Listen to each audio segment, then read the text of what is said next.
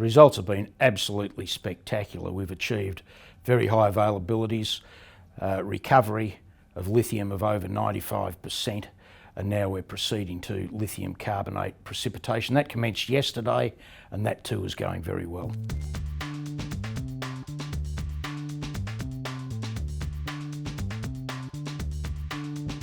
Well, we've got a couple of pilot tests still to run. At the moment we're piloting on lepidolite from Lepidolite Hill. From there we're going to go to spodumene from Pilgangora, where we have an arrangement with Pilbara Minerals to commercialise the SiLeach process for application on their ore. And following that, we'll make a decision to build a demonstration plant. Our target at the moment is Port Hedland, and we'd like to make that decision around the end of the year.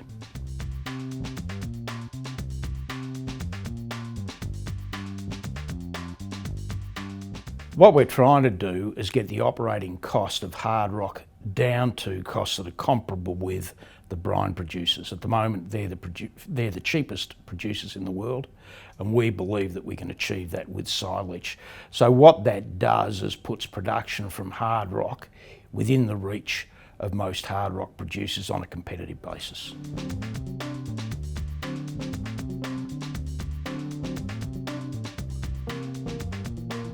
Well, the strategy is all important, and it revolves around value to shareholders.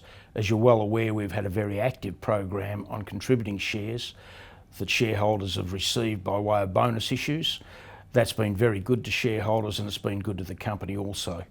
With respect to share purchase plans, they give ordinary shareholders the opportunity to buy shares at a discount, and we want to provide that opportunity for the shareholders. That's an opportunity that is normally only available to professional and sophisticated investors.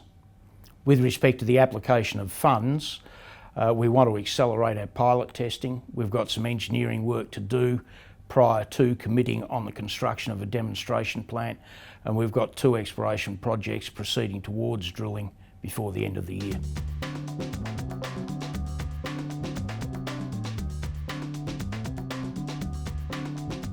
Well, let me firstly say that we've had quite a remarkable discovery very recently. We've found additional ground adjacent to our tenements in Mexico that have very high lithium values. So we'll be expanding the exploration program there. But with respect to the one that we've got planned and have recently announced the commencement of, that's targeting lithium clay horizons, which are very similar to the Bacanora project, or the Sonora project owned by Bacanora, which is the world's largest lithium clay deposit, and of course we abut that deposit.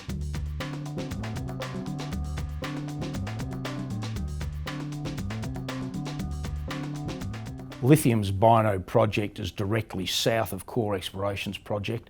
The lithium pegmatites extend into lithium's ground. They're quite abundant.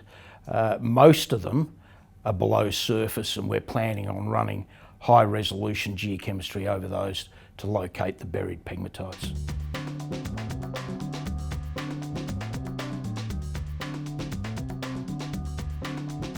We started off, of course, doing a deal with Lead Generation. Lead Generation has since been taken over by Metalstech. We've revamped the agreement with Metalstech such that we are providing technology to Metalstech for processing exclusively in Quebec province. The advantages of doing that provides a much greater resource base, or potential resource base, for the application of the technology. Lithium Australia shareholders will have a priority right to applications in that float, which we anticipate is going to happen before Christmas.